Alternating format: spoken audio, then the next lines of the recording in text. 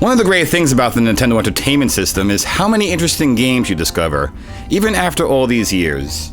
That's the case with today's game, one that I was quite unfamiliar with. It's totally rad on this week's hour-long episode of 120 Minutes.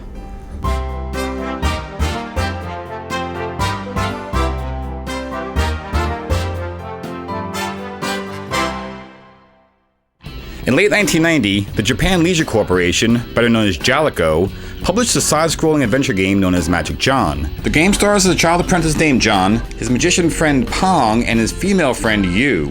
On the game's trip to North America, a bunch of transformations took place, some typical, some bizarre. The preteen heroes were aged up and renamed. John became Jake, and his female companion, renamed Allison, was now his girlfriend. Finally, the rather disconcertingly drawn magician was given a first name, Zebediah. However, the biggest change would have to be the addition of 6 tons of late 80s, early 90s California surfer lingo. But I suppose you already knew that based on the game's meaningless title. While the liberal use of surfer slang within the in-game cutscenes was silly enough, the enclosed manual was where the localization team went completely off the rails. While it does tell you how to play the game and give you a rundown of the spells and environments, it does so in an overly verbose voice of a West Coast stoner, even veering off with non sequiturs like this picture of a biplane, someone's boss, and this righteous babe over here. At first glance, it may seem that some squares are trying way too hard to be hip, but on closer inspection, you realize they're intentionally venturing straight into self-parody territory. This entire package may be a minor work of marketing savvy. Magic John wasn't exactly a standout title, and Jaleco, while a solid third-party publisher, was no Capcom or Konami in terms of reputation. A healthy dose of insanity with box art colored in face-stabbing 90s neon yellow with a title to match may have been the only way for this game to stand out amongst the more high-profile titles on store shelves at the time. I couldn't tell you exactly how all that strategy played out, but I do know I would have never given this game a second glance were it not for its look-at-me absurdity. Actually, how I eventually ended up with this game is quite an interesting story. How much? $5. Okay. Totally Rad is a side-scrolling action game where you play the role of this nimble little fellow named Jake. His basic attack is a hand beam that's fairly weak on its own, but can be charged if you hold down the button. You can't fire a charged shot while jumping because the game hates you. In addition to his basic attack, Jake has access to 12 magic spells so long as he has juice left in his magic meter. You activate them by holding up and shoot, and yes, you will accidentally trigger it during the heat of battle. The full heart will recover all your health, but it uses more of your meter, while the half heart recovers 3 units but is easier on your magic bar. Should you decide to play through the game, the half heart will become your most favorite spell.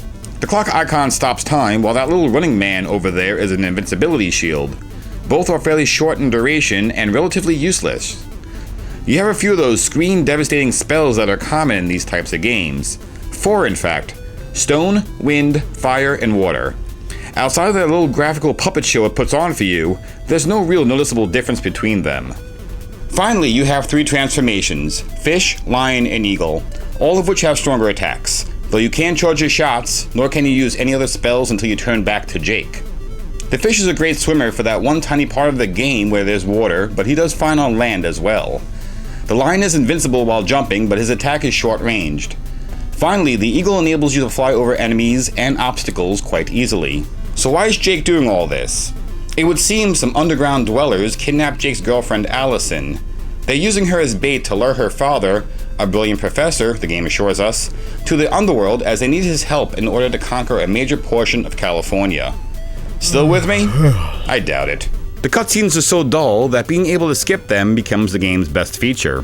The storyline is full of wasted opportunities. Zebediah's dialogue would seem to imply that he's offering help by some way of character evolution for Jake. Maybe new spells, more stamina, increased power. But really, Jake from the beginning of the game is completely indistinguishable from Jake at the final boss.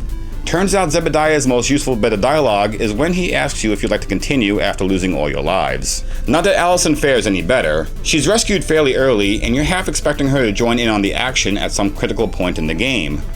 But no, she explains that she locked herself, off-screen, in an underwater escape trick. Wah wah.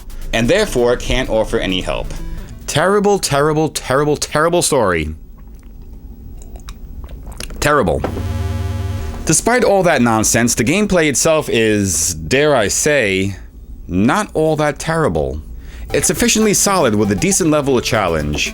You'll see a game over screen more than enough times, but never did I think any of my deaths were cheap or unfair. Your adversaries will all exhibit patterns and weaknesses you could exploit once you have them figured out. And knowing what spells to use and where to use them adds a simple but welcome element of strategy to an otherwise straightforward adventure. The various enemies do stand out as legitimately menacing underworld threats. Some are quite interesting. While the main bosses are impressively large, battling them isn't all that memorable.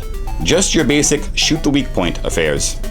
And a couple of the mini-bosses, without the aid of an energy bar to monitor your progress, are entirely monotonous, especially the bouncy eyeball guy and alien gun creature from Act 5 too. I'm also going to say that Edigy may be a contender for lamest final boss in a video game. I had less trouble beating him than some of the standard enemies found throughout the game. The 5 levels are competently designed and detailed, though the trade-off is a limited color palette on many of the otherwise well-animated sprites. There is some slowdown present when a lot of enemies are on screen, which may mess up your timing, but it's infrequent and not at all a game breaker. Controls are responsive and handle surprisingly well, save for the aforementioned accidental spellcasting. The background music, while not outstanding, is quite alright by me. Throw away the silly accoutrements, the story, the dialogue, the characters, the game title, and you have in your hand a thoroughly average game. You could do better on the Nintendo Entertainment System, but you could also do a lot worse. If you come across it for the right price, pick it up for a rainy day. This was Dave for TV Games. Please remember to like, comment, and subscribe so that I can mark something else off my bucket list. And as always, I will see you next time. It's so hot in here.